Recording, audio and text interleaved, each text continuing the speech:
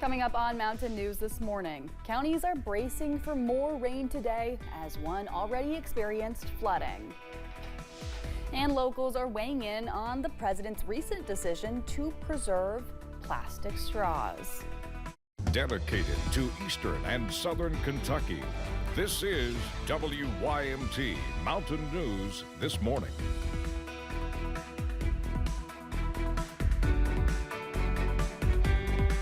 Good morning and a happy Wednesday to you, Mountain family, halfway through that working week. Today is February 12th and the time is 4:59, just about 20 seconds away from 5 o'clock this morning, which means it's time to check on in with meteorologist Megan Dusmal for a look at that forecast. Megan, we are in a first alert weather day today. I know my road was pretty clear, but I do not speak for everyone. Some areas it's not that case.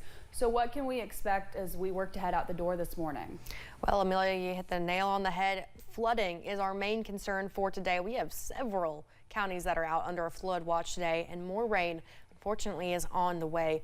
We've seen tons of pooling water this morning and the past couple of days, so any water that does fall today will just add onto the rain on the ground already. You can take a look at those alerts. We have a flash flood advisory as you're heading down toward the southern portions of our area, flash flood, a flood watch, and also a flood warning in some places. So I'll break that down just a little bit later. Here are those road hazards for today. We are taking a look at fog in the area as well as rain chances. And here's that visibility this morning. We have quite high humidity, which is what's leading to the increased fog in our area. Some places seeing quite dense fog, Jackson and Prestonsburg, as well as Hazard at 0.3 mile visibility. Here's what we're looking like on the live pinpoint Doppler radar. Seeing some rain as you're traveling more towards the south, but we're starting to see that clear up before another round of rain starts around the midday hours of today. Current temperatures, though, are a little bit warmer than yesterday. We're looking above freezing for most of the area in the low to mid 30s with upper 30s as you're traveling towards Manchester, Williamsburg, Monticello, and 40 degrees for Jacksboro, Middlesboro, and Jonesville. Amelia.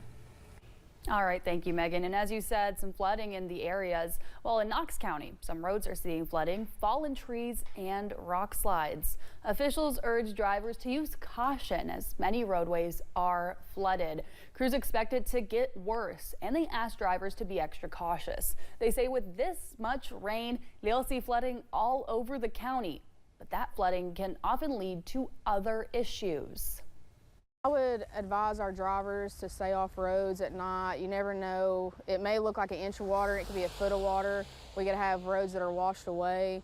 It only takes 2 inches to hydroplane, and a foot of water can swiftly take your car away.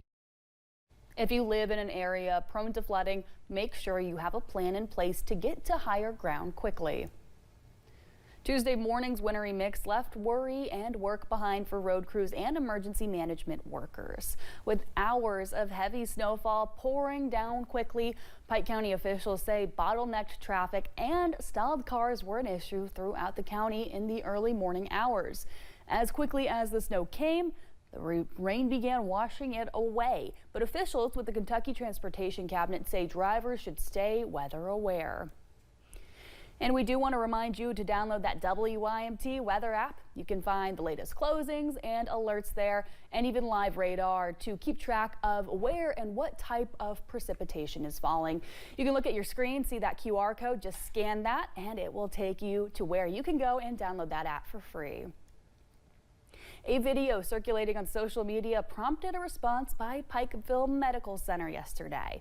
If you take a look at the video it shows movement at a joint in the parking garage as vehicles drive over it. PMC officials say this is not a new issue and not unexpected given expansion and contraction with weather changes. They say engineers inspected the garage on multiple occasions, including just a few weeks ago, and have not raised any safety concerns. You can read the hospital's full statement on our website, WYMT.com. A man arrested in a barricade situation is set to appear in court this morning in Laurel County. Michael Caldwell is charged with wanton endangerment and domestic violence. Police say they responded to an apartment on Barberville Street. A criminal complaint says Caldwell threatened to kill a woman and hit her with a gun and refused to come out of the apartment for a time. Officers say they were able to handle the situation peacefully and get the victim to safety. Police are looking for a stolen Honda dirt bike. Officials with the Laurel County Sheriff's Office says the bike, which you can now see on your screen, was stolen from Jedi Way last week. That's about 9 miles south of London. Anybody with information is asked to contact the Laurel County Sheriff's Office at 606-864-6600. A Clay County man was arrested on Sunday for various charges.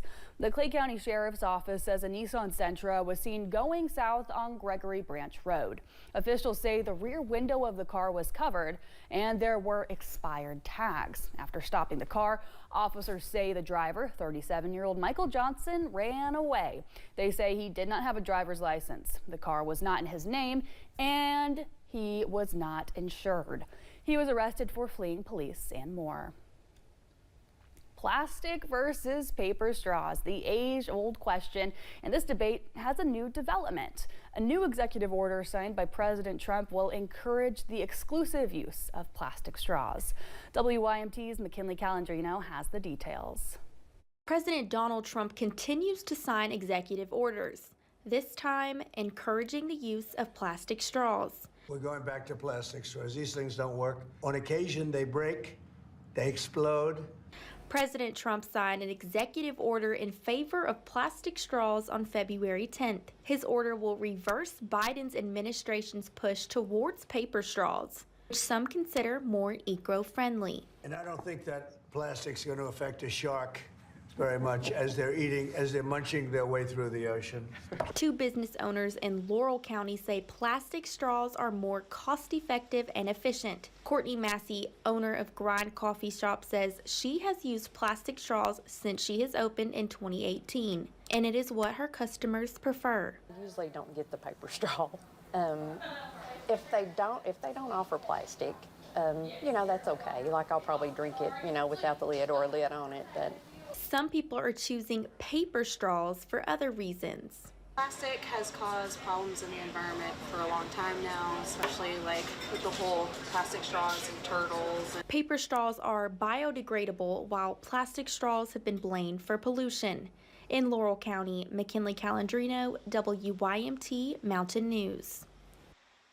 President Trump also signed the Save Our Seas Act, which attempts to stop littering from ending up in the ocean. Well, this morning, the Trump administration is highlighting the release of American schoolteacher Mark Fogel from Russian custody. U.S. officials say he was wrongfully detained when he was arrested back in August 2021 at a Russian airport with less than a gram of prescribed medical marijuana in his luggage. President Donald Trump welcomed Fogel to the White House late last night. I feel like the luckiest man on earth right now. President Donald Trump welcomed the Pennsylvania school teacher to the White House late last night. It's great to have you back. Oh, Gonna have a great life.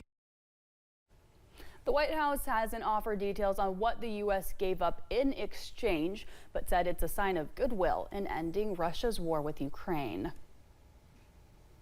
Meanwhile, the vice president is warning against excessive regulation of artificial intelligence on his first foreign trade as VP. At the AI Action Summit in Paris, the vice president urged European allies and rivals like China to resist giving governments more control of the technology.